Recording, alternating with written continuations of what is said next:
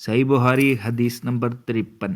عبداللہ بن عباس رضی اللہ تعالیٰ عنہ کے پاس بیٹھا کرتا تھا، وہ مجھ کو خاص اپنے تخت پر بٹھاتے، ایک دفعہ کہنے لگے کہ تم میرے پاس مستقل طور پر رہ جاؤ، میں اپنے مال میں سے تمہارا حصہ مقرر کر دوں گا۔ تو میں 2 ماہ تک ان کی خدمت میں رہ گیا۔ پھر کہنے لگے کہ عبد القیس کا وفد جب حضرت صلی اللہ علیہ وآلہ وسلم کے پاس آیا تو آپ نے پوچھا کہ یہ کون سی قوم کے لوگ ہیں یا یہ وفد کہاں کا ہے؟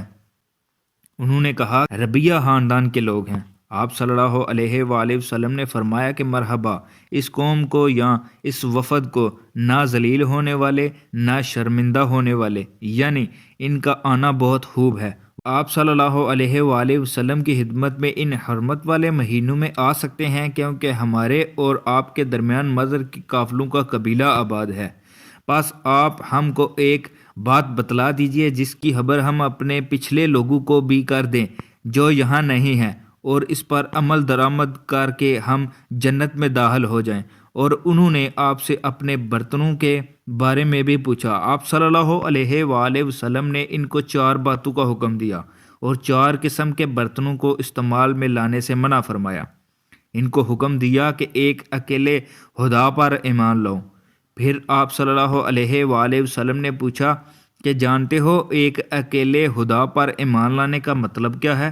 انہوں نے کہا کہ اللہ اور اس کے رسول ہی کو معلوم ہے۔ آپ صلی اللہ علیہ وآلہ وسلم نے فرمایا کہ اس بات کی گواہی دینا کہ اللہ کے سوا کوئی معبود نہیں، اور یہ کہ حضرت محمد صلی اللہ علیہ وآلہ وسلم اس کے سچے رسول ہیں، اور نماز قائم کرنا اور زکوٰۃ ادا کرنا اور رمضان کے روزے رکھنا اور مال غنیمت سے جو ملے اس کا 5واں حصہ مسلمانوں کے بیت المال میں داخل کرنا۔ اور 4 برتنوں کے استعمال سے آپ صلی اللہ علیہ وآلہ وسلم نے ان کو منع فرمایا، سبز لاکھی مرتبان سے اور کدو کے بنائے ہوئے برتن سے، لکڑی کے کھودے ہوئے برتن سے اور روغنی برتن سے، اور فرمایا کہ ان باتوں کو حفظ کر لو اور ان لوگوں کو بھی بتلا دینا جو تم سے پیچھے ہیں اور یہاں نہیں آئے۔